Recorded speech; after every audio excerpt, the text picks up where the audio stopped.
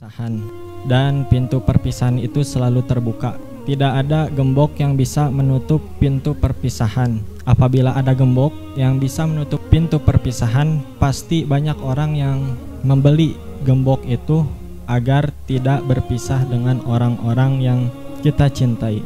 Makanya indah sekali ucapan Rasulullah yang artinya cintailah orang yang kamu cintai sewajarnya, karena sesungguhnya kamu akan berpisah dengan orang yang kamu cintai.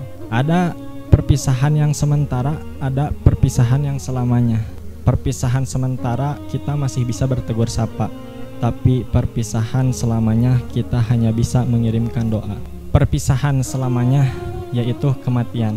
Sifat kematian itu sedikitnya ada 4. Yang pertama, kematian itu datangnya tiba-tiba. Yang kedua, orang itu akan dimatikan sesuai dengan kebiasaannya. Yang ketiga, orang tidak akan dimatikan kecuali apabila rezekinya telah disempurnakan oleh Allah.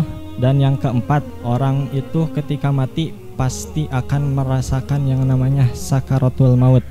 Semua orang akan merasakan sakaratul maut. Bahkan Rasul pun merasakan sakaratul maut 2 kali lipat orang biasa. Orang yang tidak merasakan sakaratul maut hanyalah orang yang mati syahid. Ketika sakaratul maut itu kan ditarik ya dari oleh malaikat dari atas. Makanya yang terasa, yang sarapnya mati dulu itu adalah bagian telapak kaki. Ketika ditarik, telapak kaki terasa dingin. Kemudian naik ke atas ke lutut, naik lagi ke perut, naik ke jantung, kemudian naik ke kerongkongan.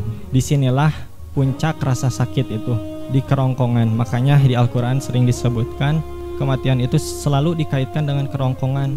Falaula idza balagatil hulkum, terus kalla idza balagatit taroki. Kenapa selalu dikaitkan dengan kerongkongan? Karena ya puncaknya rasa sakit itu di kerongkongan.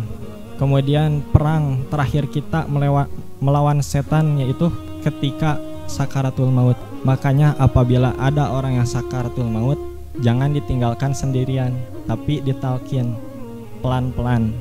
La ilaha illallah. Jangan cepet-cepet. La ilaha illallah. La ilaha illallah. Nanti kasihan pusing itu ya. Pelan-pelan.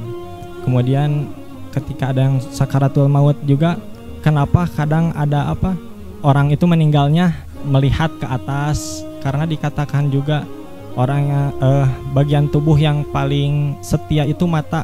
Mata itu melihat kemana ruh terakhir dicabut, kan ke atas gitu. Makanya simple kalau ada orang yang selalu melakukan maksiat, buka aurat, bahwa ingat saja bahwa akan mengalami yang namanya sakaratul maut.